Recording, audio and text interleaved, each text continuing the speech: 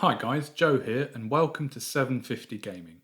In this one we'll talk Chaos Space Marines and think about how we can make a thematic starter army for as cheap as possible. So you may be new to 40k, you may be an old hat in this hobby. Either way, you may be looking to start a new army to begin a new journey in 10th edition 40k. This is a very exciting time.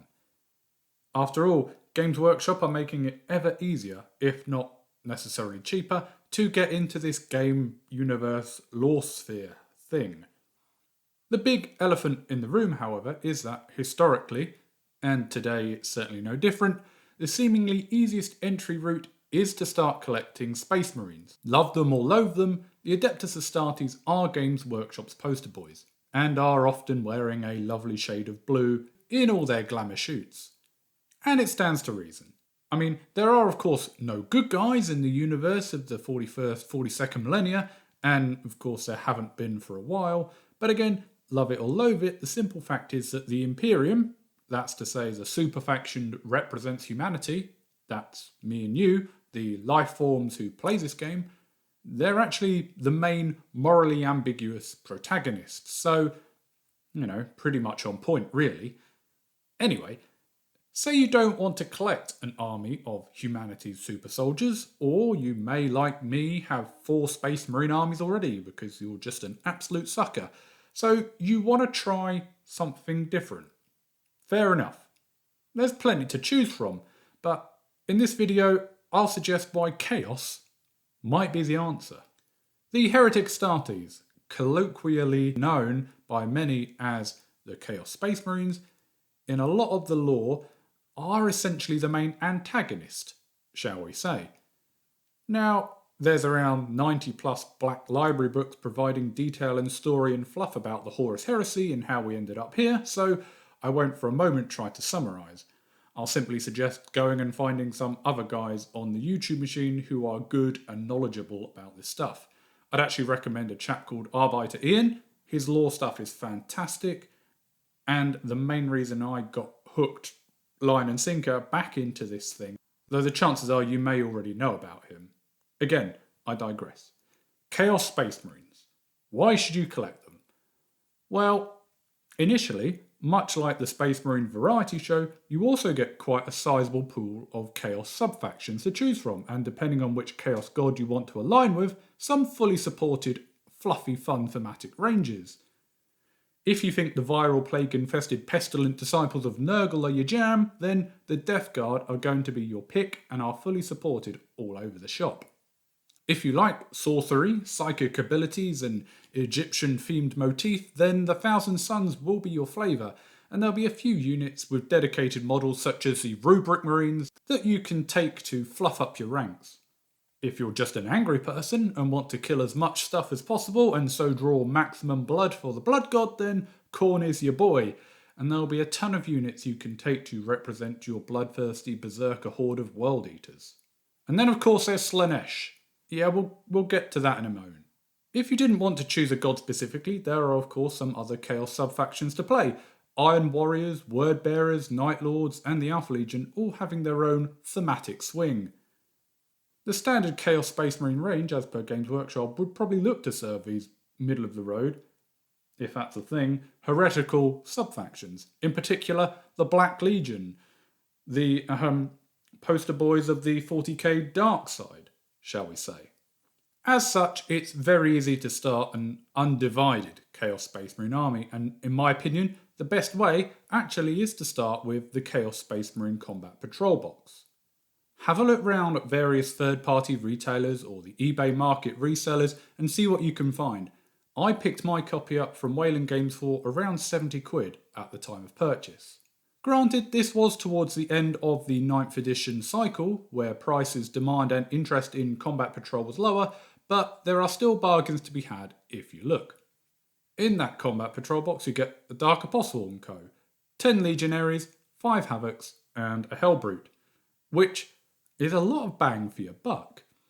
You've got a relatively okay leader character. The Dark Apostles, much like the Space Marine Chaplains, may have lost some of their tabletop presence in 10th edition, but they can still buff the unit that they are attached to, and with 2 minions to also tank a few wounds, have a fair bit of stayability. Your legionaries are going to be a solid inclusion in pretty much every Chaos Space Marine army, and you can choose to have them all shooty, all stabby, or a mixture. Bear in mind, of course, the box only has enough bits to make a mixed unit, but there are ways around that. The Havocs, though not my cup of tea personally, have a certain nostalgia value for older gamers as they mirror the old school Devastator squads of Space Marines proper, but the loadout options here are quite plentiful for an array of heavy support. And the Hellbrute, much like Dreadnoughts, will find a place in most armies to be that triple threat of big guns, big melee, and tankability. It's all decent, and it's a really good start.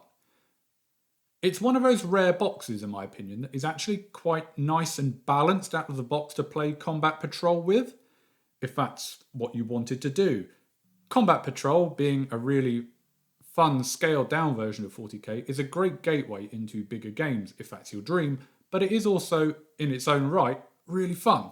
And if you choose to start a Chaos Space Marine army this way, you'll know you've always got the units to revert back to and play Combat Patrol with in the future after you've grown said army. And for whatever price you pay for it, obviously the cheaper the better, you get 19 miniatures.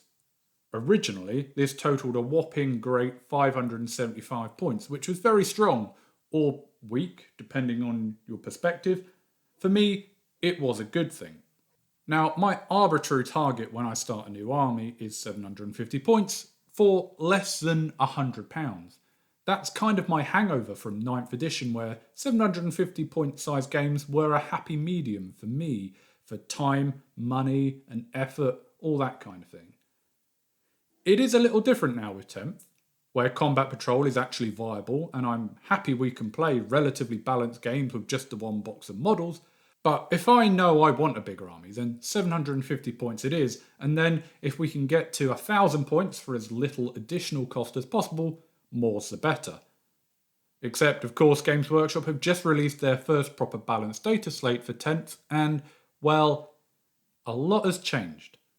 Everything has more or less gone down in points, from my perspective, and I think there's probably a couple of reasons for this. One, with the way that armies are constructed these days, with leaders available to every unit, I think the cheaper points cost of units and therefore a decrease in your overall army value means you can probably squeeze in a few extra characters and buff a few extra units. Suddenly those tournament sphere armies have a bit more flex and fun going on about them. Or, are just actually able to use the mechanics that Games Workshop have designed, and I can't really argue with that.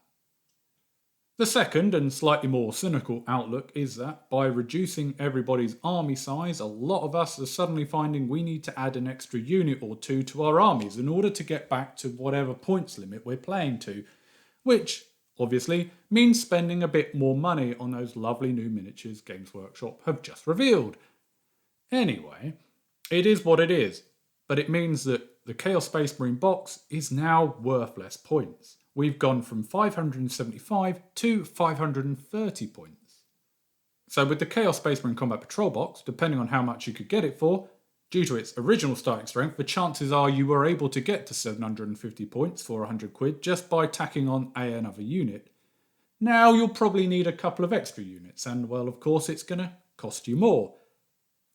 But if you wanted to serve the god of excess, Slaanesh, I don't think we're in a bad spot terribly, and we could still be in business here. Like I mentioned earlier, the gods of Nurgle, Tzeentch and Khorne are all ably supported with miniature ranges in 40k. Slaanesh, however, is not.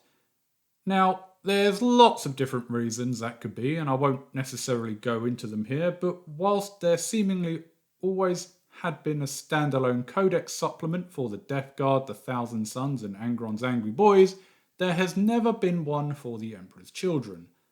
But do you know what? I don't actually mind that. Because if you read the lore, and I summarised a bit of it in my original Emperor's Children video, I don't actually think that they lend themselves to being a big army that requires full support anymore. Now, this is going to ruffle the feathers of the die-hard Emperor's Children generals out there, and I get it, I do. But as someone who likes to build lots of smaller, but still thematic and fun and fluffy armies, that's exactly how I see the Emperor's Children working and existing. In the aftermath of the Horus Heresy, where the traitor legions were scattered into the warp, Fulgrim, the now demon-ascended Primarch of the Emperor's Children, sodded off to the demon realm, and what remained of his legion ended up a shattered mess of squabbling warbands with very little organisational structure, if any at all. They are ragtag. When they come together in a bigger force, it's purely because their strength in numbers provides the quickest and easiest way to kill stuff, and so experience the sadistic thrill of murder, torture, and all of that unpleasant stuff. And by starting out with the Chaos Space Marine Combat Patrol, that's how I choose to play them. With the models in the box, I kept them mostly all as is, so I raided my bits box to give all the Legionaries the pistol and chainsword melee build as opposed to the melange of ranged and close quarters weapons that the combat patrolist would have you use these days. The Hellbrute, I gave a plasma cannon, as to me it looked like the most Sonic-y weapon out of the options. A little throwback to when Emperor's Children Dreadnoughts were able to dual-wield massive great big sonic blasters. And, of course, plasma cannons are also pretty meta. I mean, just look at those Redemptor Dreadnoughts doing the rounds. I also gave him the Power Scourge as the melee weapon because they just looked a little bit more tentacly and therefore Slaanesh-y to me. The Havocs, however, I kit-bashed. And I kit-bashed them into Noise Marines by grabbing a load of sonic weapons from Spellcrow. Technically, of course, they are now all on the wrong size bases, but the Havoc stance looked a little bit odd on the smaller bases, and I think it's probably going to be to my disadvantage in game on the whole, and of course, I'm not planning to take these boys anywhere official anyway. Plus, of course, if I want to, I'll call them Counts as Havocs for the sake of combat patrol as necessary. There are always ways to find fun in casual gaming land, of course. So with conversion bits to make Noise Marines and the lower points cost in 10th edition, I've got 480 points of Emperor's Children from that box. And this is where I chose to go full Slaanesh vibes. I decided that in my own thematic fluff, my Dark Apostle, in all his heretical chanting and corralling, had somehow summoned a demon. I mean, why not? A demon prince with wings nonetheless, as I thought, how can we bloat out as many points as possible here? Now, there's plenty of Slaanesh-y demons available. I looked to AOS and saw Sigvold. I saw the Keeper of Secrets. I saw the new Demon Prince Sculpt for 40k. And you know what? I didn't really want any of them in my army. Just recently, of course, Games Workshop have previewed an actual Demon Ascended Fulgrim for 30k, which looks absolutely delicious, but of course it's going to be resin and really, really pricey. And of course, at any rate, it didn't exist at the time I started this army. So, to Etsy I went to look for some sort of alternative and found this beautiful winged demon sculpt by Artisan Guild. I got it printed for the bargainous price of £16, and I painted it all up pink and Slaanesh-y with a Shard of Fulgrim vibe going for it. And I'll list him with the intoxicating elixir upgrade for 10th edition too for, a bit more bloat. In for a penny and all that. Now I've got 690 points. Eesh. In 9th edition, this whole army, Combat Patrol Box and Demon Prince, was actually 735 points, which after some 9th edition war gear was close enough for me. Alas, no longer. So considering it took me £100, more or less, Combat Patrol Box bits and Demon Sculpt, to get to this point, what else am I going to do to get this to 750 points, let alone 1,000? Okay, time to start having a look around at what I've got hanging around in my piles of potential, and well, do you know what? Turns out, once upon a time, I had some Delac gangers for Necromunda. I bought them with the idea I'd kit bash them into some units for another game completely, but, life is busy, and that never happened.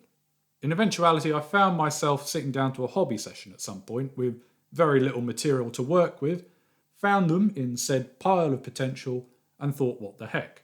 And I assembled them all with viable builds for Necromunda, should I want to play with them in the future. Then of course I got indecisive about colour scheme, and so they went back onto the shelf in all their grey gloriousness. But you know what? There's 10 of them. They have a mixture of ranged and close combat weapons, they are the right size and scale, and they are flipping weird looking. So I decided to make these Dalakgangers into some cultist mob proxies. And I say make, I just painted them with a pinkish hue and based them so they would match the rest of my Emperor's Children army. Ta-da! Not only do we have a load of chaff boys to throw into the mess and miniatures I could still use for Necromunda at some point in the future, should I desire, I've got another 55 points to take these Children of Excess up to 745. Of course, there was extra capital expenditure here. I think I got those Dalakgangers for around £24, something like that. But that was a while back now, and I'm pretty sure they'd still be on the shelf for a while more if I wasn't using them in this way. So I'm gonna say I'm happy with that outcome. But, of course, what if I wanted to take this warband up to 1,000 points? Games Workshop small game meta, so to speak. A slightly more hard or precision hitting unit fits the bill. Whereas my cultists and legionaries will be blobs of melee, I thought something more veteran, so to speak, or at least elite, would work. And so I got myself some Chaos Chosen. And to be honest, this is where I'm going to come across all hypocritical. As someone who had a bee in his bonnet about the lack of loadout options for those new jump back intercessors and jump captain, the fact that the Chosen Boys have a limited loadout is quite a dream. Yes, I want to have the Power Fist, and yes, I want the chap with the 2 lightning claws, but the fact that a Power Maul, Power Axe, Power Sword, and Chain Axe all count as the same accursed weapon these days is absolutely delightful, and it means you can just model the rest of these guys with what you think looks the coolest, as opposed to what actually does what. And 110 points later, we're up at 855. Now, I don't want to spend any more if I don't have to. So let's have a look at what else we've got on the shelves and in the bits box that we could use. There's this Master of Executions kit bash that I made for another project. It's essentially a Stormcast dude with lots of green stuff and an axe head instead of a halberd, which I think I carved out of the top doors of a rhino.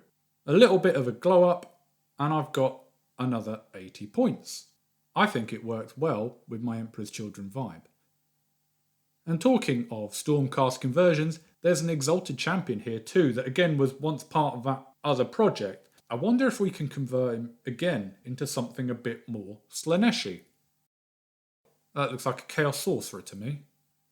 Okay, so I reckon in total, over 2 separate points of list building, I've spent around £160 here for 1,000 points of Emperor's Children. And I think that's probably a sign of what's to come in these early stages of 10th edition anyway. I originally set my arbitrary target of 750 points for £100 as, life is busy and plastic ain't cheap. What's the least amount of plastic I can get away with spending time, money and energy on to be able to do this hobby? Well, life certainly isn't any less busy, and the plastic certainly hasn't got any cheaper. That being said, if I was to go to Games Workshop and buy each of these units properly, and separately, you're probably looking around £260 to £280. So, I'm still quids in here, relatively speaking, for this 1,000 points of Emperor's Children. Or should I just say, Chaos Space Marines in general? The only thing that makes this army Emperor's Children per se is my Noise Marines and my take on the Demon Prince.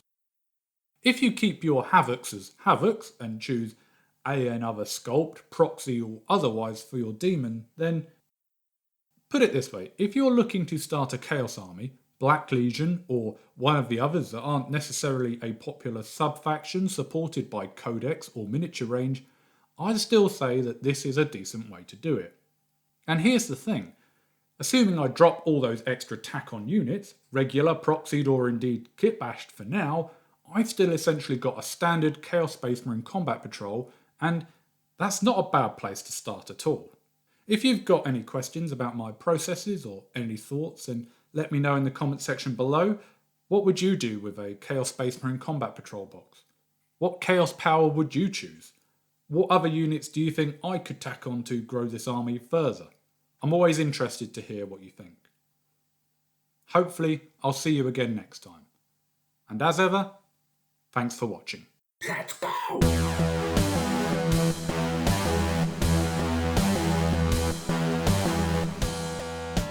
As always, I just do this for fun and make these videos when I can.